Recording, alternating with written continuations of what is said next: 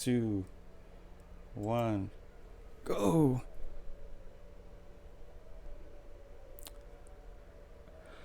Hello everybody, good day wherever you find yourself. This is Ishmael Amte, and we are just about a few minutes to start today's business. So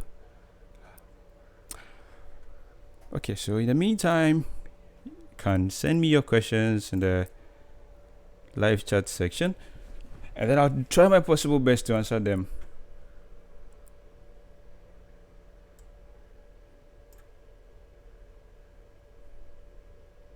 Say hello. Can you send me hi if you're available? Just a hi.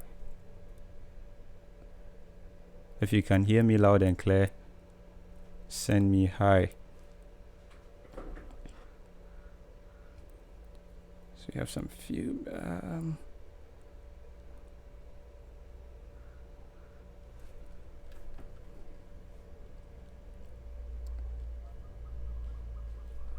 Lucy.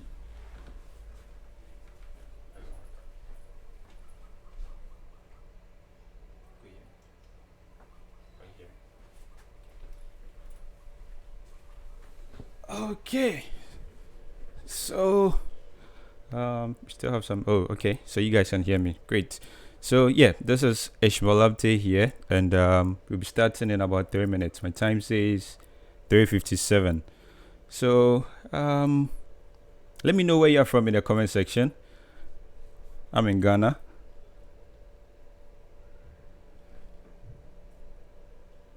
Okay, so I see Charles, I see Mark, I see Bill, I see Russell. Who else is available? I see Banks. I see Video Jenny.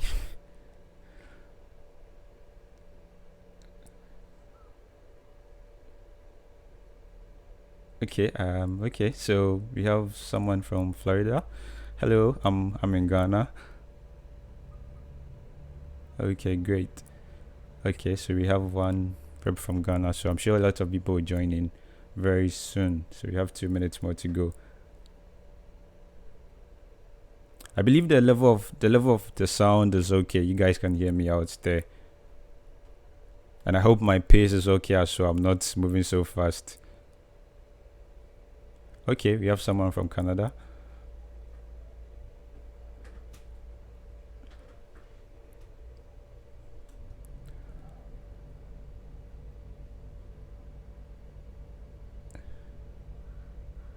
Okay.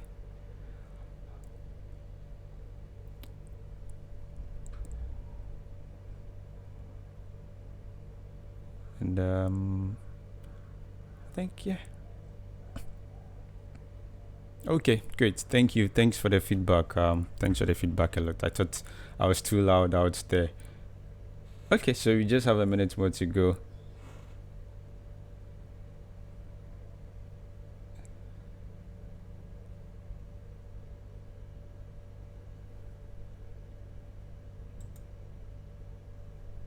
Okay, so a minute with it, 30 seconds.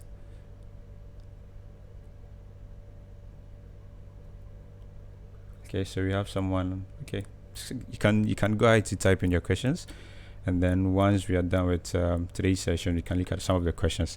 I'm not sure we'll be able to answer everyone's question, but I'll try my possible best to that's record tutorials for some of the questions you guys send in. So just try as much as possible. I think it's 4 now, so let's go ahead and then get started. So thank you guys for joining me today. Joining you live from Ghana, and today's session is going to be getting started with WYSIWYG Web Builder.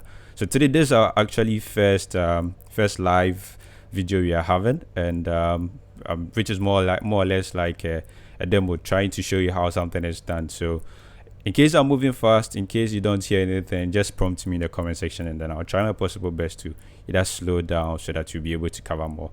The session is going to be for 1 hour, and these are the things we are likely to cover. So the first thing is we are going to learn how to set up a testing environment so that we'll be able to test our websites whenever we are done working on any project at all in WYSIWYG Web Builder.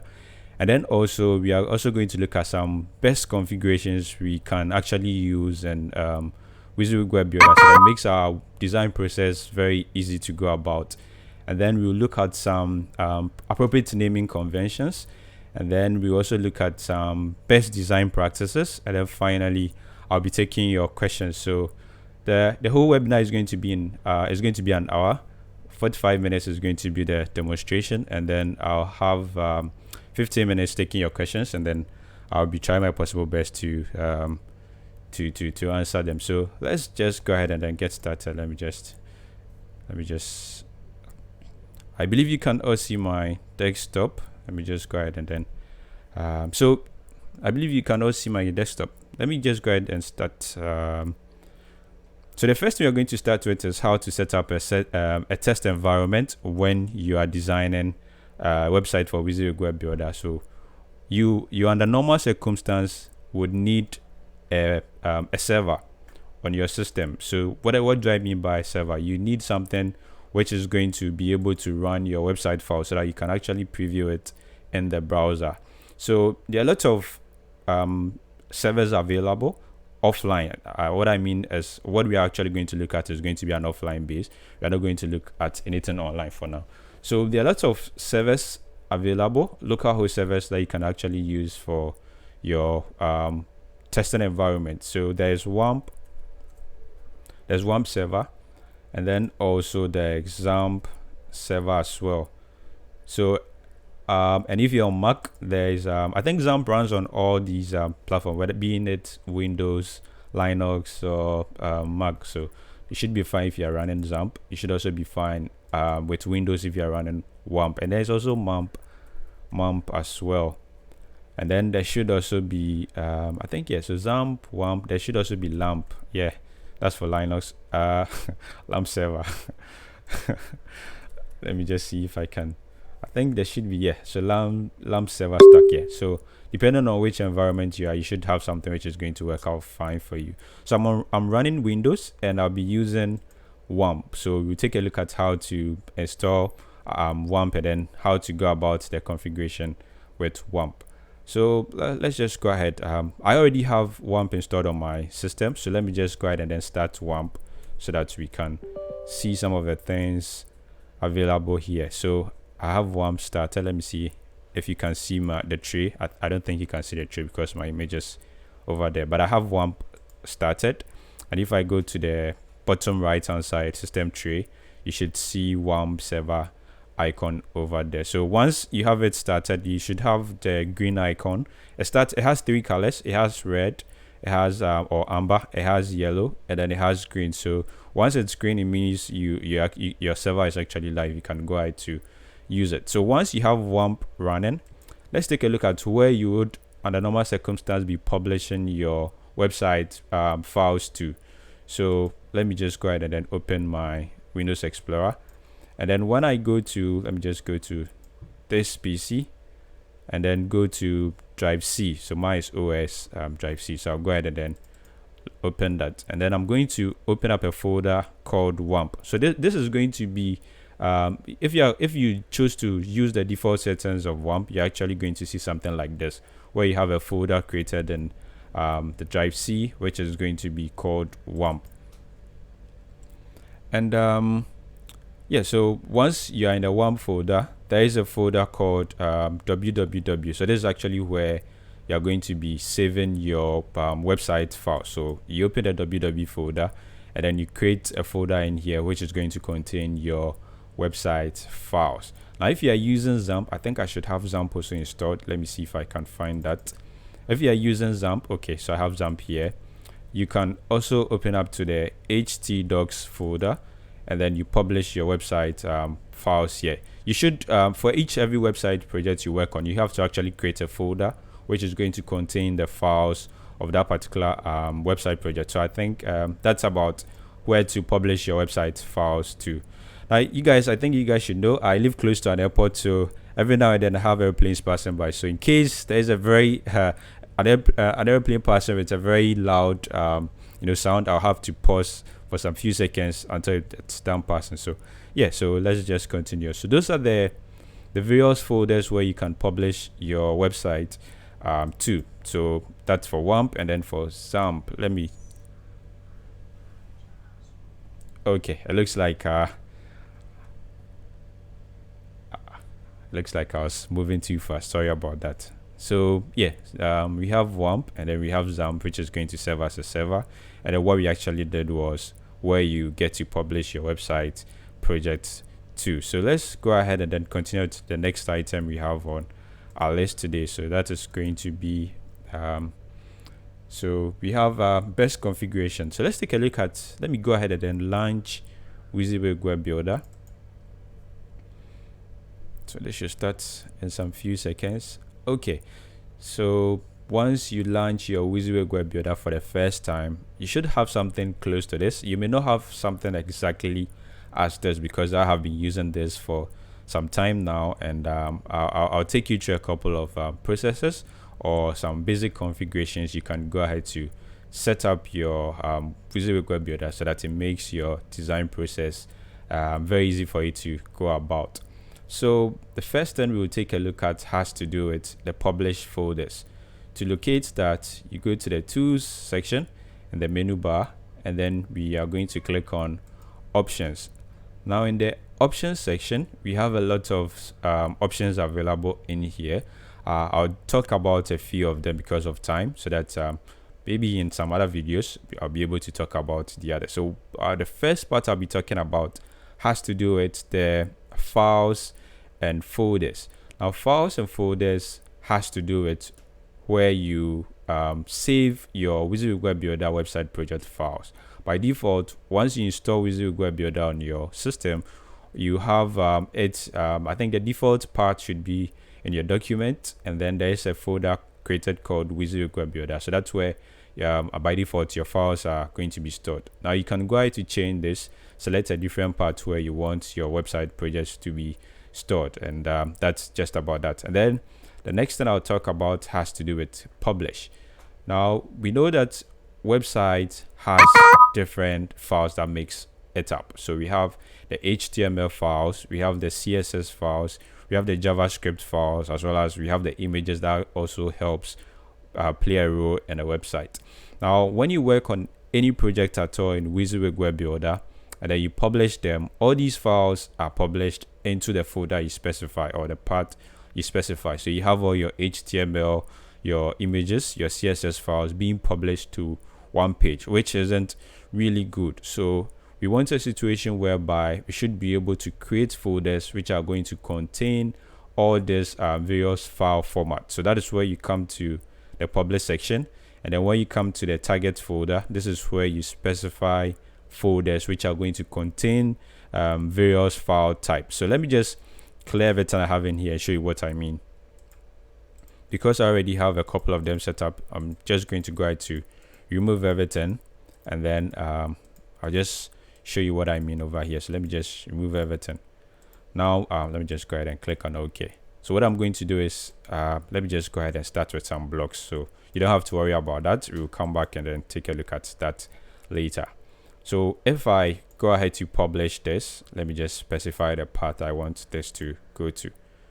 So this is going to be OS, this is going to be in WAMP, and then this is going to be in the www folder. So I'll create a folder here, and then just call it demo, and then this is what I'll be publishing my website files to. So I'll click on OK, and then I'm publishing everything. So let me just go ahead and then hit on publish, and then it's published. So let me just go ahead and then explore that particular folder.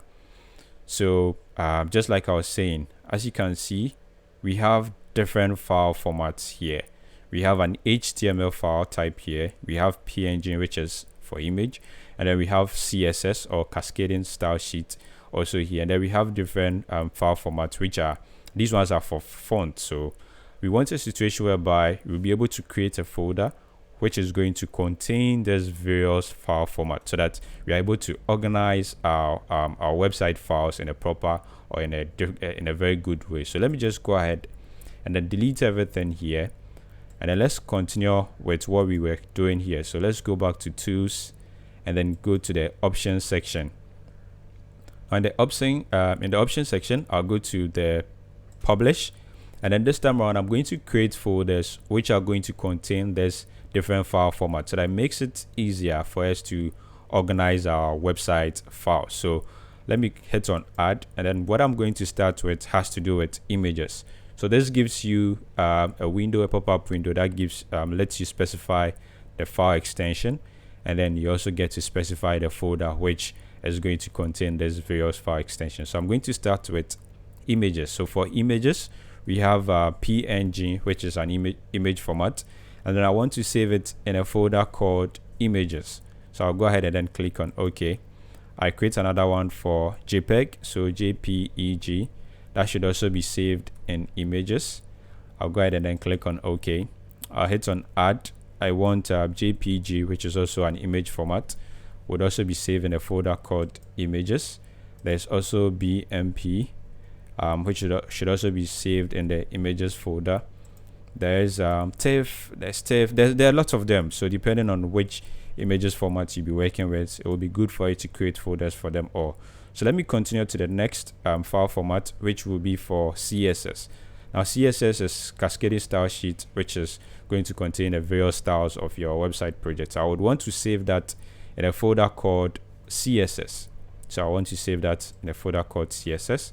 And then we also have for JavaScript. Now JavaScript extension, file extension is JS, and then the folder is going to be JavaScript. And then I'll go ahead and hit on OK. And then we also should have for I think that should be about it, right? Yeah, that should be about it. So we have JavaScript, we have CSS, we have okay. So now with PHP, you can't save PHP files in a dedicated folder. The reason is because PHP is a server-side language and has to have a direct, it should be on the first level of your domain. So we won't create a folder for PHP. I think this should be it. Let me just save this for now, and then go ahead to publish this same project again, and then take a look at explore the folder and take a look at what happens there. So let me just explore this, and then you realize we have folders created for CSS, we have folders created for images. I think we can even create folder for audios, for videos, for documents, for downloads, and so on. So yeah, that's just about it. Yep. Okay. Yeah, I think I was moving very fast, so sorry about that, guys. And so yeah, these are the various folders you can actually create to store your file. So let me just go ahead and then close this, and then we continue back at the options section. Now so we okay, so the next thing we should look at has to do with the preview scope. Now when you click on the drop down arrow here, we have current page and then entire website. This only comes to play when you are working on a website where maybe you want to preview the page or preview the entire website to be able to see what you've done so far.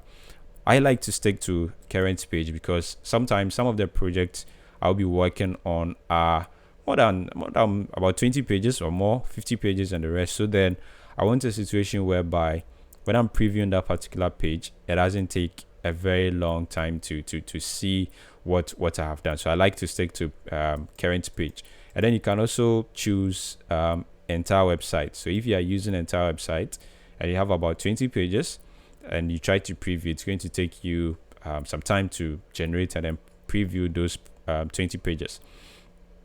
But one good thing also about the entire website is that if you haven't even published your website to a domain or to a server, you can still be able to navigate through the pages by publishing or previewing as entire website.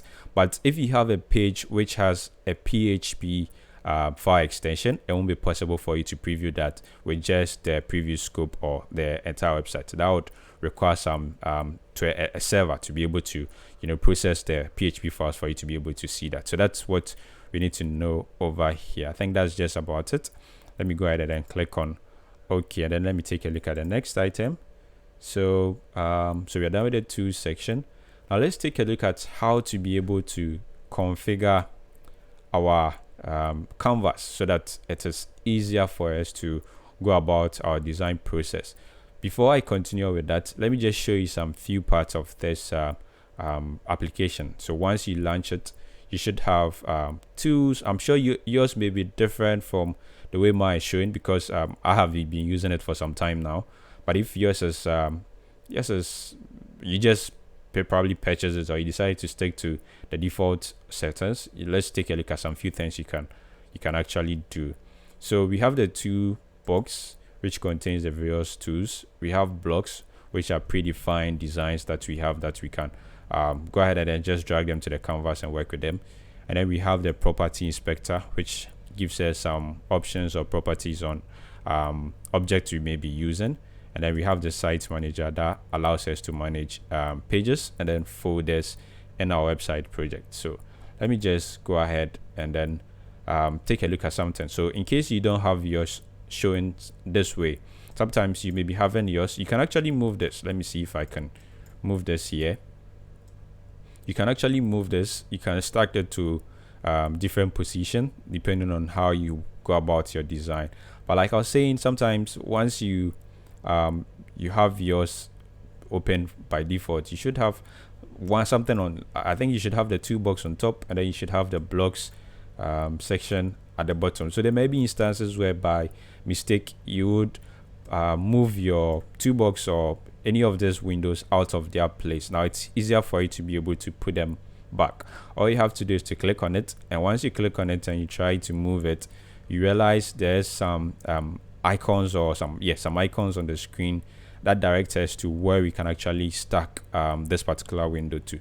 So I just move it to the left hand side, and once I see this, it shows me that I'll be able to actually position this in that particular place. And then with this also the same way. So depending on where you want to position yours, you can actually go ahead and then do that. So you should have something like this. You can auto hide this as well. Now in case you don't have any of this windows showing, maybe by mistake you close this, how to get it back is to simply go to the view tab and then locate for show and hide, and then you should see all of the options here. So we have object manager, we have property inspector, we have site manager, and then we have the toolbox as well. So that is how to get it back in case you are not seeing that. Now let's continue with the next item. That is how to set up guides to be able to help you with the interface, so that when you're designing your website, it becomes very easier for you to go about. Like I was saying, by default you should have just a blank canvas. You don't even have to be seeing the dots. I think that's what the default settings comes with. But if you want to be able to change that, you simply go to the view tab and then you go to guide settings. Now the guide settings contains a lot of options here, which we'll take a look at a few of them.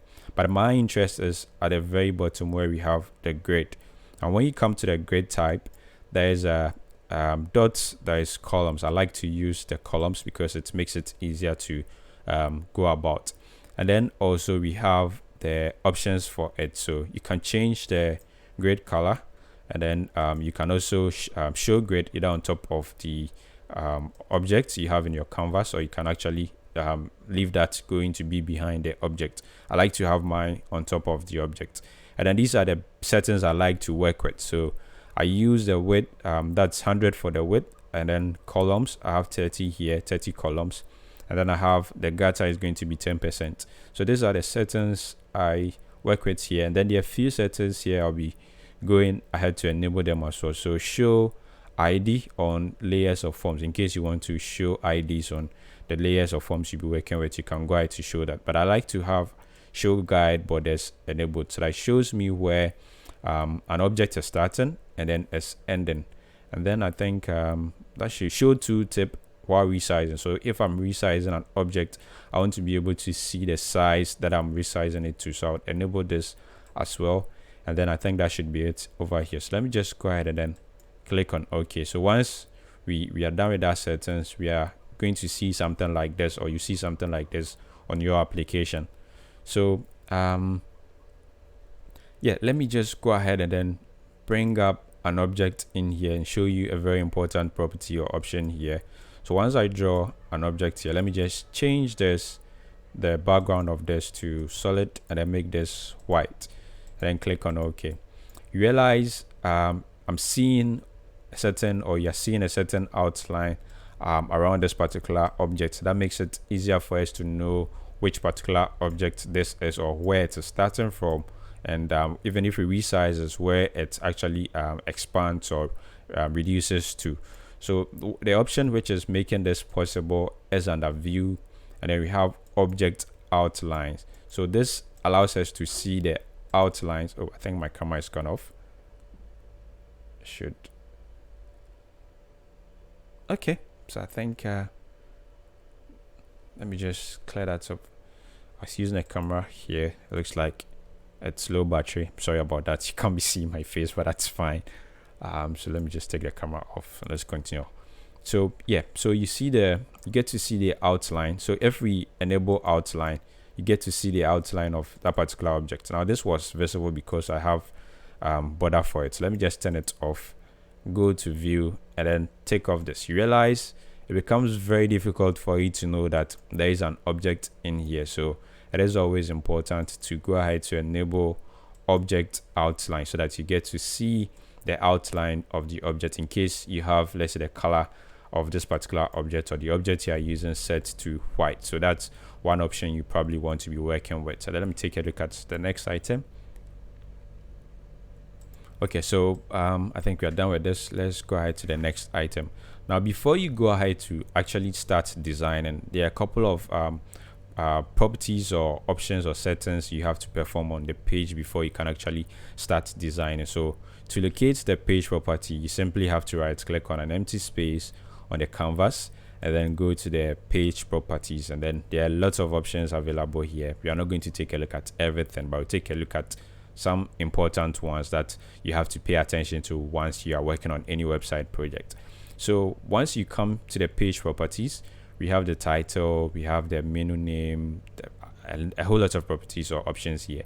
Now, one important aspect you have to pay attention to has to do with the page alignment, depending on the kind of website you're working on. Most of the websites you probably may find yourself designing are websites which are going to appear or display in the middle of the browser. So you have to always change page alignment to center horizontally. So this is going to center your website in the middle of the browser. And then also you have file extension here. Now the file extension allows you to change the file the file format of the website you're working on. So by default you should have HTML always set as default, and then there is PHP, there is HTML, is ASPS, and then ASPX. So HTML and HTML actually plays the same role. So these are both hypertext markup languages, so they both use almost similar. I think it should be the same codes that are being run for HTML and then HTML. So you can either use HTML or HTML. Now, if you are working with HTML, you get to select the version that you want to use, but HTML5 is the latest version that we have, so you probably always want to leave it on HTML5. And then we also have page width. Now this is the default size that you see on your page once you launch the application. So by default you always have 970 as default. You can always change this to any figure you want or any size that you want. So you have this to be, let's say, 960 pixels. And then the page height. Now the page height by default is always 1000, but as and when you keep designing, you keep bringing object to the canvas, the page height increases based on the object you have in there. So that's some of these are some of the options you should be paying attention to. And then also we have the menu name. Now if you input anything here, it becomes useful when you are using it in or using a navigation object in your website project. So let me hold on with this. I'll come back to that when we are working with a navigation so that we get to see the importance of this.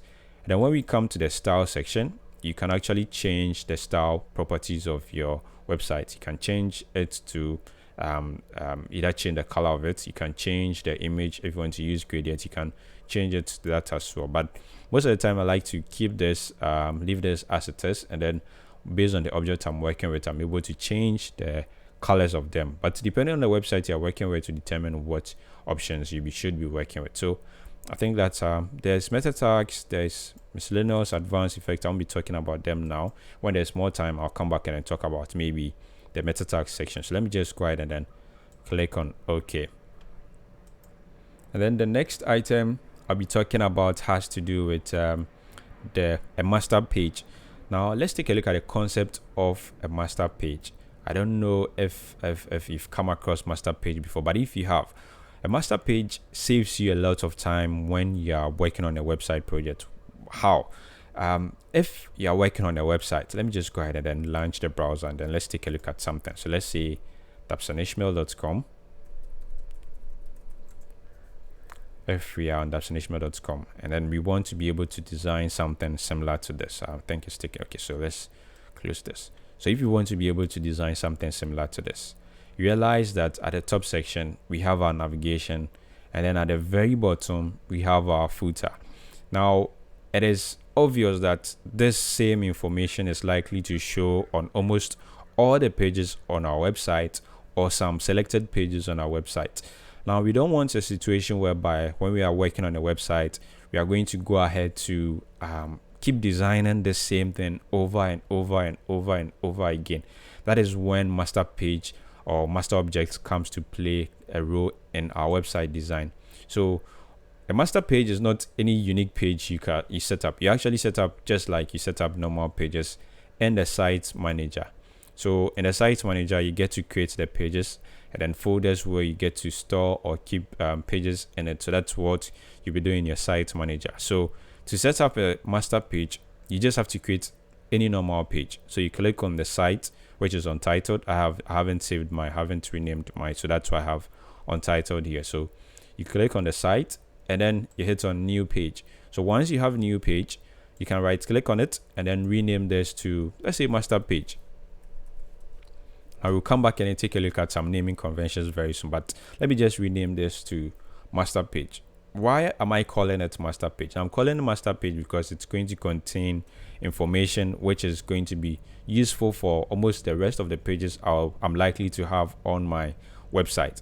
And then when I come to the master page, I should go about putting some objects here. So we'll be working with the navigation. You'll be working with either layers or layout grids, but for this particular webinar, we'll be looking at working with layers. But if there's time, I've seen people ask questions with layout grid, so if there's time, we'll take a look at layout grid as well. So let's go to the toolbox. So this contains the various tools you are likely to be working with, and then let me go to the navigation section. So once I come to the navigation section, let me just select CSS menu. So let me just bring CSS menu in here, and then let me double click on this, and then let's take a look at some options or properties available in here. Now the CSS menu is basically going to serve as the navigation for our website. So we'll have a couple of menu items listed here, maybe home, there's about, services, contact, and so on.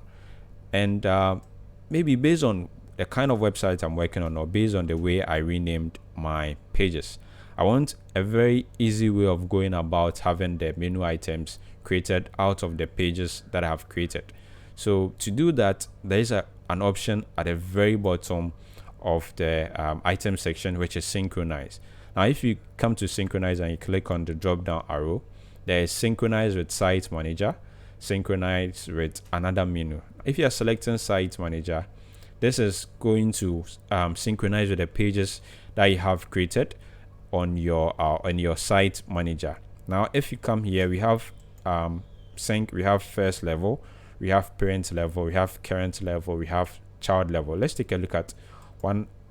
Let's take a look at them one after the other. Let me just click on OK here, and what I'm going to do is let me just create sub pages here. So to create a sub page, you basically have to click on the page you want to create a sub page for. So if I click on this and I hit on create new page, it's going to create a sub page. If I hit on another that one again, it's going to create another new page. Now these are sub pages of each other. So let me come back to my menu option. Where's my menu? I thought I had a menu in here. Oh, I think I missed it. Let me just go back and then bring one here. So CSS menu. Oh, I think I had that on the master page. Interesting. So I have that here. So let me double click on this and then come back to the options here. So once we've selected synchronize with site manager, it means we are synchronizing with the pages we have in here. So if I go ahead to select the level, I can select just first level. That is going to start with just the first level of the pages that I've created in here. I can also have parent level, which is also going to do something different. We have current level, as well as we have child level. So if I want to just showcase the sub pages only, I can go ahead to select that. So depending on how you want to go about it, and then also you can go ahead to create your own menu in case you don't like to use this option. And then just like I said earlier, you have synchronize with another menu. So in case you have another menu on this particular page, you can go ahead to synchronize it with that. So let's just go ahead and then select none. None allows us to create our pages. So let me just remove this, remove everything I have in here, and then I'm going to create pages with menus which are going to represent or which are going to be linked to various pages in my website. So the first page you are likely to create is the home page. So you create your menu item, you click on OK. There's going to be about us. You go ahead to hit on OK. There's likely to be services depending on the kind of site you're working on. That's also going to contain, it's likely you're going to have a contact page as well. So either contact us or just contact. You go ahead and then click on OK. So these are the menu items that I would like to have in this particular let's see website. So let me just go ahead and then click on OK. Now one option I think I did forget to show you has to do with the page property, where we saw the menu name. You realize that we have this menu name. So this is called menu name. In case we are changing this to, let's say, let me just go to the index page and change that instead. Let me change that of this to, let's just say changing this to home. And then I'll go ahead and then click on OK. And then let me come to the master page. Now when I come to the master page, let me go back. Before I do something to this, let me just copy everything I have in here so that once I destroy it, I can come back and then paste them. And then let me just delete everything. So let me remove, and then remove. I'm going to go ahead to select synchronize with site manager again, and then I'll select first level. And then let me just go ahead and then click on OK, and then come back. You realize that this is having home. Now this is possible because on this particular page we changed the menu name over here to home. So if we are synchronizing the site, that's the navigation with the site manager, these are the options you are likely to see in here. So let me just go back and then change this to home, to none, and then paste what I copied earlier. So I'll paste my menus, and then I'll go ahead and then click on OK. So these are the menus that we are likely to have on this particular master page. Now I'm not going to be designing any perfect website. I basically want us to go through some of the tools and options that we have available in WYSIWYG Web Builder that can help you in your design process. So if you are looking forward to me designing an entire website, I'll be doing that in this particular webinar, but maybe in a different one I'll be doing that. So let's go ahead and then just keep this here, and then let me just go ahead and then bring the layer 2, which we'll talk about in a bit. So let me just bring that here. Let me move this to the back, and then let me expand this to fit the width of this particular page, and then let me just position this item in it. So just like we saw on dabsonHTML.com, we have a top section which is called the header, and then we have the bottom which is called the footer. So depending on what information you are putting at the top as well as the bottom. So let's take a look at how to go about that. So this is going to serve as our header, and that is going to be on almost every page that we have created on this particular website. And let me come back to the toolbox and then drag another one here, which is going to be our footer. Now when you are creating the master page, before you can have it take effect on the rest of the pages, there is an important tool that you should always include, which is the content placeholder. So you include the content placeholder. Now, how does the content placeholder function, or what role does it play? This is actually going to serve as the section where every object in this particular page is going to load in here. So you have this particular section, and then this particular section show up on our index page once we preview it in our browser. So let's take a look at that. Now, how do we apply a master page to this particular page? That's the index page. To do that, you have to right click on an empty space on the canvas, go to page property, and then go to the miscellaneous section. Over here we have master page. So to select a master page, which is going to be you're going to be using as your master page for this particular project, you just under page, you click on select, and then you go ahead to select the master page. And then there's an option here, but there's either want to use just this, which is a master page that doesn't include a content placeholder, or you like to use the first option, which includes a content placeholder. So I'll just stick to the first one and then go ahead and then click on OK. So on this website, or on this particular page, let me just go ahead and then bring some objects in here, so to have something here. So let me just go to the drawing section and just bring the shape tool here. Or instead of shape tool, let me just use the blocks. So let me just come here, and then let me just, where's the blocks? Okay, so I have my blocks here. Let me just see if there's some options I'm likely to work with. I think the blocks works with layout grid. Most of the blocks items here works with layout grid, which wouldn't be good for what we want to do. So let me just go ahead and then get rid of this. Instead, let me come back to the toolbox, and then let me bring the shape tool in here, and then let me go ahead to preview this particular page.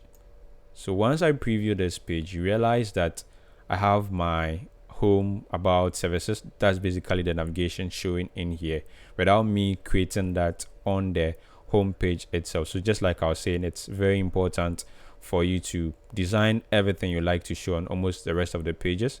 That is either in the header section or in the footer section on your master page. And once you have that done, you can go ahead to design your website. Now on the master page, let's take a look at some naming conventions. It is very important to practice or stick to some naming conventions that works for you when you're working on a website project. What do I mean by naming conventions? This is simply how you go about naming objects or naming pages in your website project.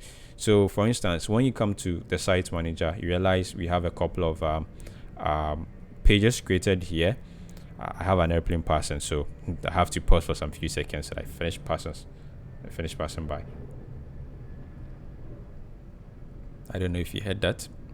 Okay, so in our site manager, you have a couple of pages created, and we want to be able to rename these pages in a meaningful way so that it is easier for search engines, as well as it is easier for you to even locate them when you are linking your navigation to them. So to do this, or to rename a page, all you have to do is simply right click on the page and then go to rename page. So let's say this is going to be about us. Now let's take a look at something.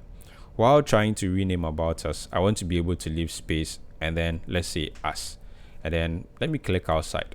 You realize that there is some hyphen in here. I didn't actually include this hyphen when I was trying to rename the page, but automatically it was included. The reason is because this is an appropriate way you can go about renaming pages in your website project. It is very important to rename pages using hyphens, either hyphens or underscores. So but hyphens are most preferable to underscore. So it is and that is search engine optimization. So search engines are able to, or easily able to, crawl your website pages if you are using hyphens as compared to that of underscore. So it's always best for you to rename your pages to something like this. So let's go to the, let's say, services. Let's just rename this to our services. So this time around, I'm going to include a hyphen in there, and then I'll put our services. Now, when you're creating pages or when you're renaming pages, I have seen instances where people had to rename the pages to using uppercase and sometimes sentence case and so on. But it is always best to use lowercase. So don't bother yourself renaming your page using uppercase. It doesn't really matter. Just go ahead using lowercase, and that is going to be fine. And then also you can actually also include numbers in page renaming, but numbers becomes important when you want to maybe distinguish something from a certain information from the rest of the pages. That's when you probably will want to be using numbers. But aside that, rename your pages using hyphens. Don't use special characters like the dollars, the @ and so on. Just stick to the normal case, that's the normal letters. Or if you want to include numbers, you can go ahead to use numbers in your pages as well. Now you realize I have these 1 7 as sub pages of each other. I want to be able to move them and then have them be pages on their own. So to do this, I'll simply right click on this and then look for the move left option. It now becomes a sub page of the index page. I want to move that to be a page on its own. So I'll move that to the left again, and then it becomes a page on its own in the site manager. So I'll do that for this as well. So I'll move this left, and then that becomes a page on its own. Now, when you're working on any website at all, there are instances where when you are done with your website and you go ahead to publish it, this master page is going to be part of the published project, but we don't want that. So we want to be able to restrict the master page being published. So you right click on the master page and then you select do not publish this page. So this actually doesn't publish your page. I think the time is running very fast. Let me just move to the next item. So let me see. So we've taken a look at how to rename pages, and then so let's look at object IDs. What are object IDs? Let me open up the properties inspector here, and then let's take a look at object IDs. So once I click on this object, which is the layer, you realize there's an ID which is generated for it. Now there may be instances where there will be conflict using objects in your page. How do conflicts occur? Let me just copy this and then take it to the master page and then paste it here. Now this is going to bear the same name because I haven't renamed this to something else. When I try to preview this, it should tell me that there's some kind of conflict. It didn't tell me. Initially it used to tell you, but let's go to the page and then go to error reports and then see some of the reports errors on this page. So it says okay, this one says invalid page title. I think this one says object is outside. It didn't actually even give me the it didn't say that this object is using the same ID, but let me just give it the same ID. So I'll just give it the same name here. This is happening because of how we actually named we actually went about with the configuration. So there's a configuration which prevents errors from happening on your page once you have that set. So let me just see if I can locate that. So let me just go to options and then see if I can find that here. Okay, so we have it here. Automatically check for duplicated IDs when page is loaded. So it is always good to have this option enabled so that it prevents conflict in your object. So let me just go ahead and preview this, and this still preview. Let me see if I can show you what I want to show you here. This should be on the master page. I have this here.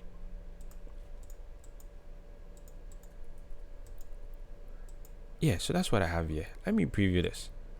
Okay, I think there's some kind of miracles happening. Okay, because we are working. Oh, okay, the option you have in here. Let me just go ahead and disable this,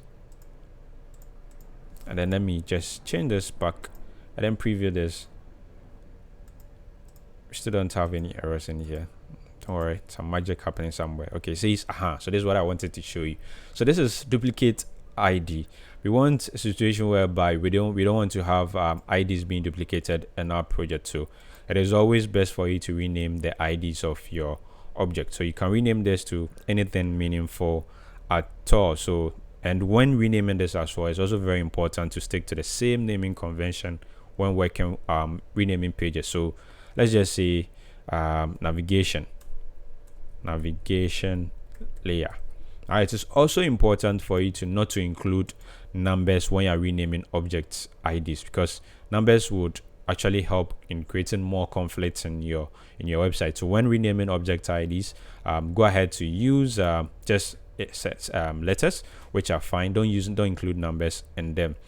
I think that's my time is almost up. I think my time is even up. But you guys kindly spare me like about 5 minutes to brush through a couple of things I wanted to talk about, and then we can take a look at your questions. So let me just get rid of this. Now, there's been instances where I've worked on a couple of projects where it was already designed by the customer before it was sent to me, and then I see stuff like let me just open up the layer.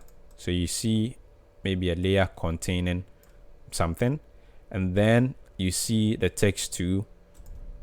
So you see the text too here, and then you see another maybe text too, or maybe a different object depending on what side the person is working on. And then so something like this.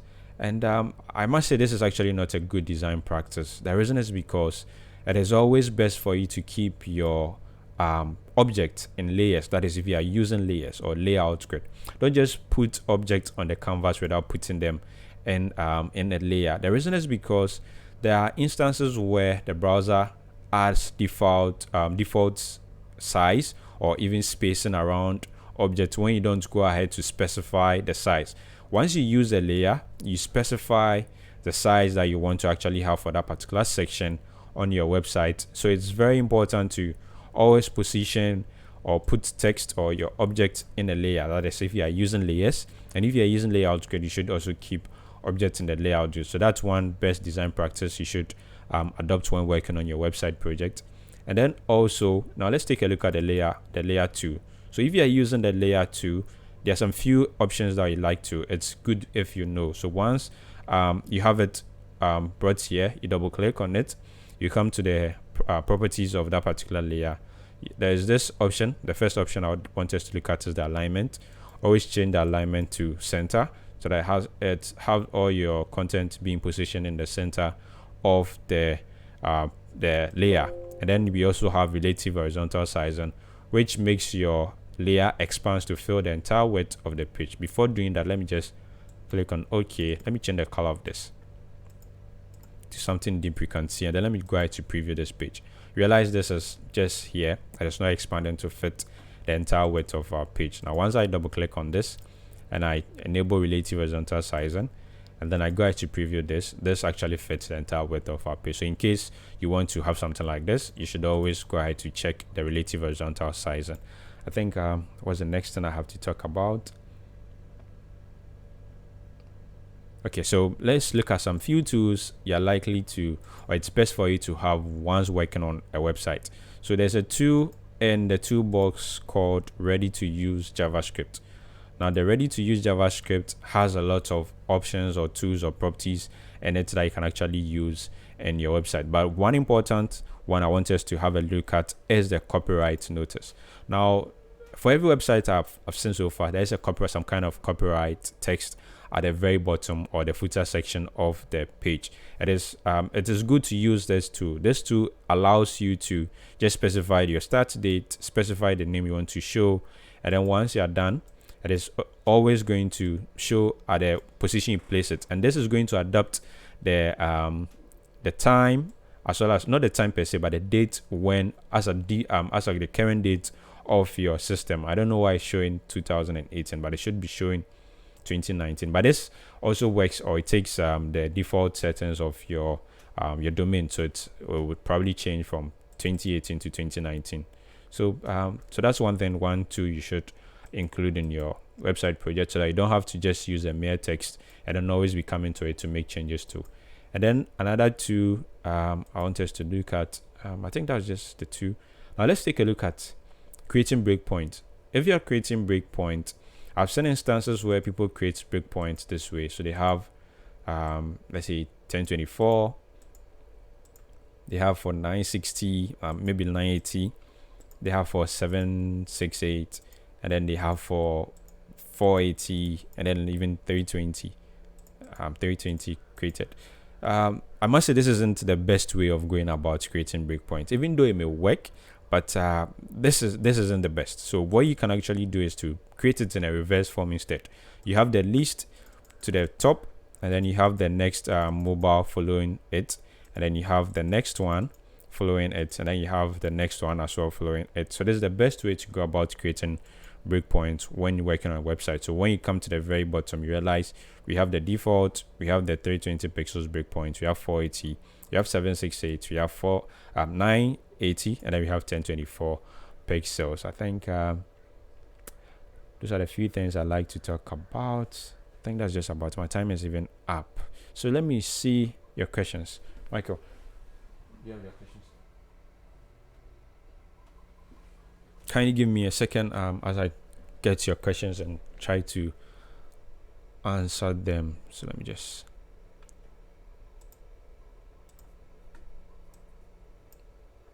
Okay, wow, that's a lot here.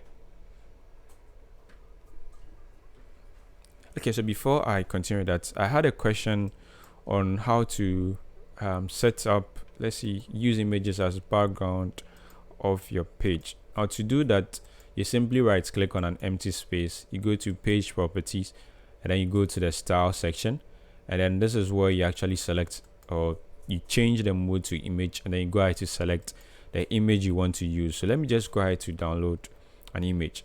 In doing so, I'll show you sites where you can actually, so you can get free stock image from Pixabay, so images without any copyright issues. So you can download images from here. So let me just go ahead to download this image. Now the image comes in different sizes, so let me just close this, and then let me just select the highest. Let me just use this, and I think let me just check this because I'm not logged in. Oh boy, I have to go ahead to, let me see if I can locate this storefront. This I think there should be a storefront. Verify. Okay, that's right. So let me go ahead to download the image. So I have it downloaded. Let me go ahead to open the folder so this is the image I have in here. Let me move it to the desktop in case I want to be able to set something like that to serve as my background image. Let me just go ahead to go to the desktop and then browse and select this particular image, and then click on OK. So you realize because of the size of the image, that's why I have something very huge in here. So that's my background image. I'm trying to preview this if it's going to preview. I think oh, this is, let me just do that here instead. So let me go ahead to select this image, and then let me just click on OK, and then let me get rid of, let me move this down, let me preview this. So that's how you can actually include a background image in your website project. Okay, so let me look at a question. So we have Charles, when do we use layouts grid and layout? Okay, this is a very good question. So now layouts grid has a different, should I say technology? It's a different technology or the way as compared to that of layers. So if you are using layers, you can use layouts grid, and this is a very tough one, but let me try my possible best to be able to explain it for you to get it. So like I was saying, layouts grid is actually a different technology as compared to that of layer. So when you are using layouts grid has a fluid property, which when you position objects inside, it is going to take a particular size based on the size of the layouts grid until you go ahead to change the properties or the options of it. But with layers, you actually have the flexibility of positioning things the way you want to go about them. Let me just go ahead and demonstrate this. So this is a layer. Realize I can actually move this freely to where I want to have it. In case I was using layouts grid doesn't by default work with layers in their default mode. So in case you want to work use layouts grid as well as use layers, you have to always change the layer mode to floating. That is going to work with the did it take effect? Let me change floating to floating instead, and then you realize it's moving to the top. You see, this is layouts grid. Once I try to move it, it still moves back to its default position. So that is with layouts grid. Now when I position or put this in here, you realize I can't freely move this. So that is with layouts grid. But when I have it in layers, I can move it anywhere I want to. But I must say I've actually come to enjoy using layouts grid because it makes the design process easier, in the sense that when I create breakpoints and I'm working on a responsive aspect, unlike layers where I have to go about moving things where I want to have it. With layout grid, it's easier for me to just realign, reposition, and then look at the pattern of the layout grid. So that's how best I can explain layout grid for now. So let me move on to the next question. So Banks, are we getting soft copy of the files? I'm sorry, we didn't design a website here, so there's no need to get any soft copy. And then we have how to set a default page from scratch and font. Okay, let's take a look at font. I think we've looked at pages. Now, if you are working on a website, it is always important to use Google Fonts, not just Google Fonts, but WebSafe Fonts. Now, WebSafe Fonts allows or helps saves a lot of time with the download time of your website, as well as since it is Google, it is already hosted on the internet, so you don't have to load the fonts from your browser. And when working with fonts, it's Google Font is automatically included or by default included in the application, so you can locate it by coming to the tools, come to font, and then when you hit on add, there are lots of Google fonts available here, which you can click on, install, and then use in your website project. So that's how to go about fonts. And once you have any font installed at all, I already have a text object here. So once I double click on it and then I come to the text section, I can actually go ahead to select the font that I installed. So that is I have Railway, I have Lato, and I have Open Sans as well. These are WebSafe fonts.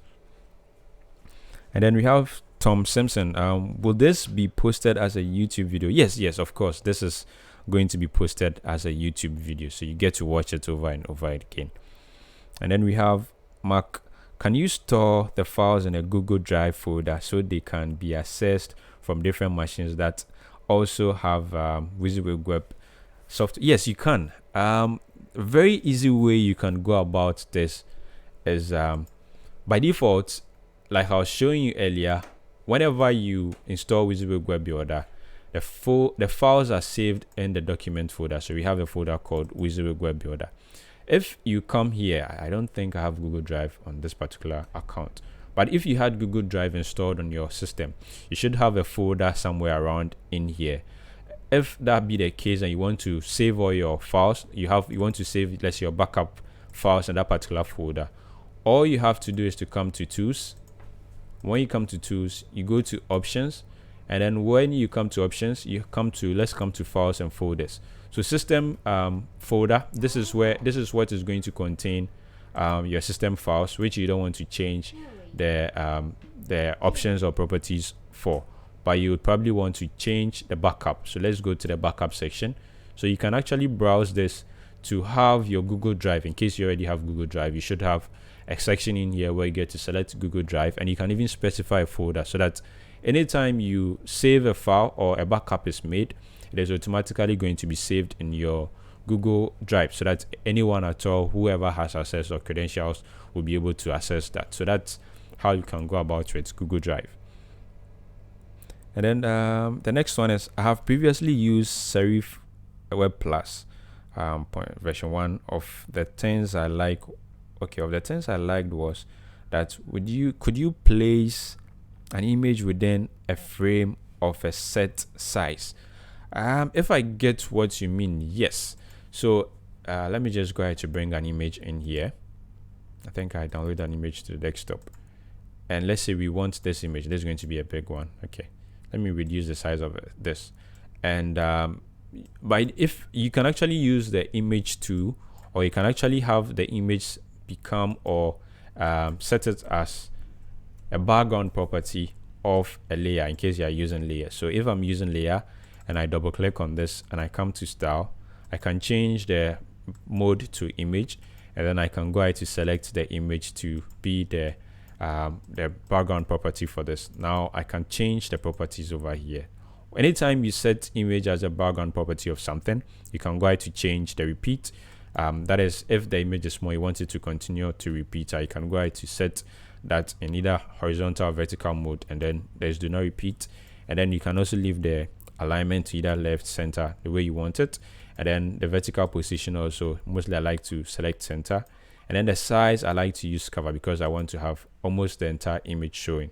So this is how you can actually go about using image either as a background, or in case you want to use just the image property. When you're using the image property alone, you don't have flexibility of resizing it the way you want it as compared to the layers. So I can resize the layers this way. It works fine. But when I try that with the image, it becomes distorted. So you wouldn't want to use this. So depending on what you're working on will determine what option to use. But using the image has advantages over the background property, because with this, I can set the alternative text, which is going to aid in search engine optimization. So before I continue that, I have an upcoming course which is going to be about how to optimize your website project in WYSIWYG Web Builder.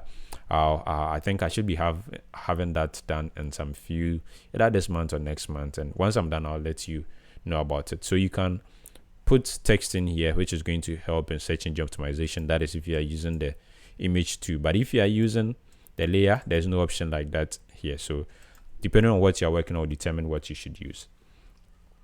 The next question is, could you increase the size of that image within the frame, effectively cropping it? Yes, you can crop images.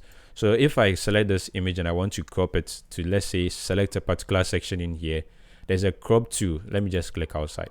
Once I click on the image, you realize the format set of tools is enabled. Then I can click on crop, and then I can resize it to the section where I want to have it. And then once I'm done, I hit on enter on my keyboard.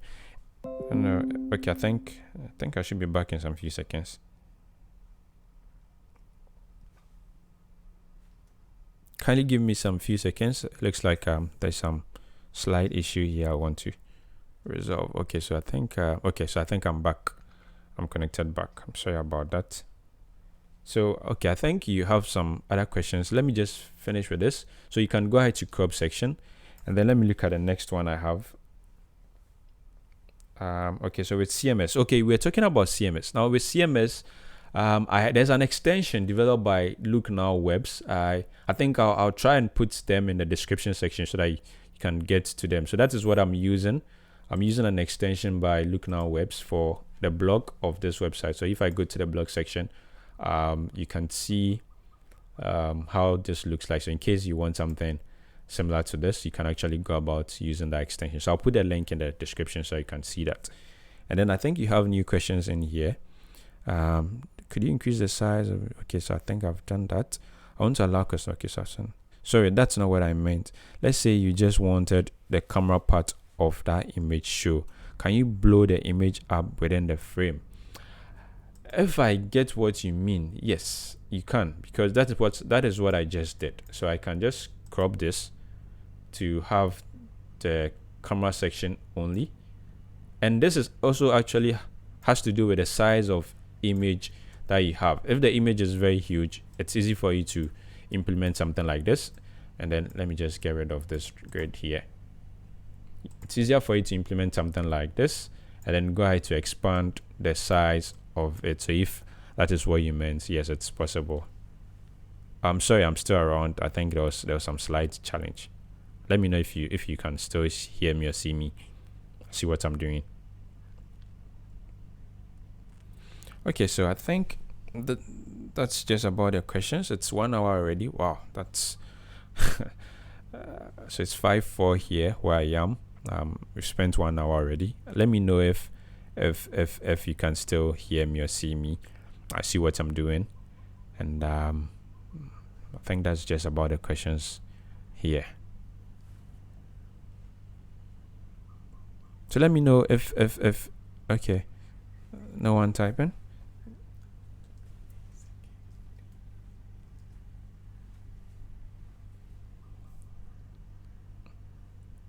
Can you guys see what I'm doing?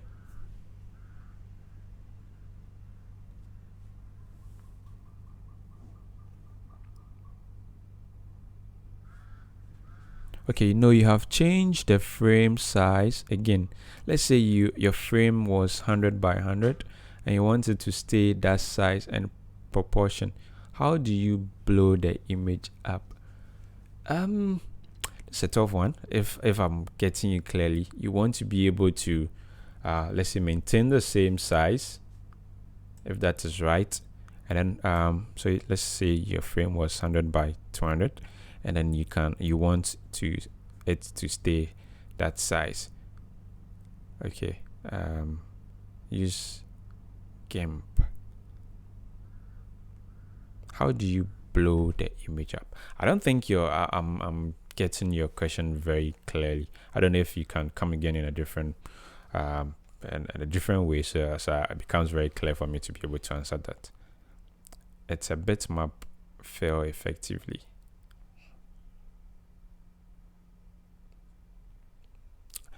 I still don't get that. It's a bitmap fail effectively.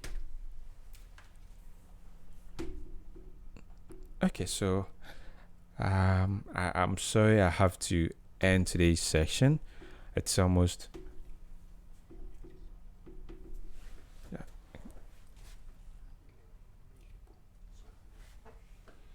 so I'm sorry I won't be able to take any more questions now. My time is up. I have to go. But in case you want us to continue with this, you can just kindly visit our website, that is dapsonationmail.com, and then send an email through the email section or the contact section. Let me know it's regard to this, and then I'll try my possible best to help you with that. So that is where I have to bring today's session to. It has to come to an end. My time is 5:07 now. Spent 7 more minutes in addition. So thank you very much, guys. I really appreciate your time and you spent so far here. We could have done more, but the time wasn't so much enough for us. But we'll be doing this from time to time so that anytime you have any issues, we can actually take a look at it together. So once again, thank you very much for passing by. My name is Ishmael Lamte, and I'll see you in the next one. Bye for now.